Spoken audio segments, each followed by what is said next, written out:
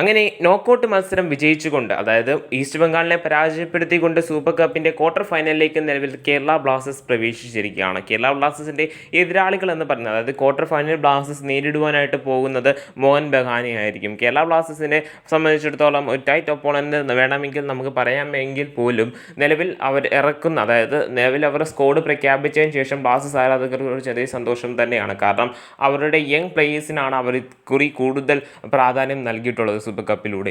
So ഇങ്ങനെയിരിക്കുന്ന ഈ ഒരു സാഹചര്യത്തിൽ കേരള ബ്ലാസ്റ്റേഴ്സിൻ്റെ ഈ ഒരു വരാൻ പോകുന്ന മത്സരം, അതായത് ക്വാർട്ടർ ഫൈനൽ മത്സരങ്ങൾ എവിടെ നമുക്ക് കാണാമെന്ന് പല ആരാധകർക്കും സംശയമുണ്ട്. ടി വിയിൽ ടെലികാസ്റ്റ് ഉണ്ട് എന്ന് പറഞ്ഞിട്ട് നോക്കൌട്ട് മത്സരങ്ങളെ ടെലികാസ്റ്റ് ഒന്നും നമുക്ക് കാണുവാനായിട്ട് സാധിച്ചിട്ടുണ്ടായിരുന്നില്ല.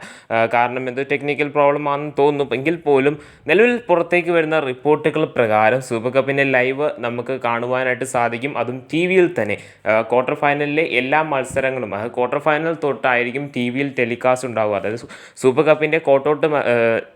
കപ്പിൻ്റെ ക്വാർട്ടർ ഫൈനൽ മത്സരങ്ങൾ എന്നാണോ തുടങ്ങുന്നത് അന്ന് തൊട്ട് നമുക്ക് ടി വിയിൽ ലൈവ് കാണുവാനായിട്ട് സാധിക്കുന്നതായിരിക്കും. അതായത് സ്റ്റാർ സ്പോർട്സ് 3-യിലായിരിക്കും ഈ ഒരു ലൈവ് ഉണ്ടാവുക എന്ന് നിലവിൽ ഒഫീഷ്യലായിട്ട് തന്നെ റിപ്പോർട്ടുകൾ പുറത്തേക്ക് വന്നിട്ടുണ്ട്. ഇത് എല്ലാ ആരാധകർക്കും വളരെയധികം സന്തോഷം നൽകുന്ന അപ്ഡേറ്റ് ആയിരിക്കും.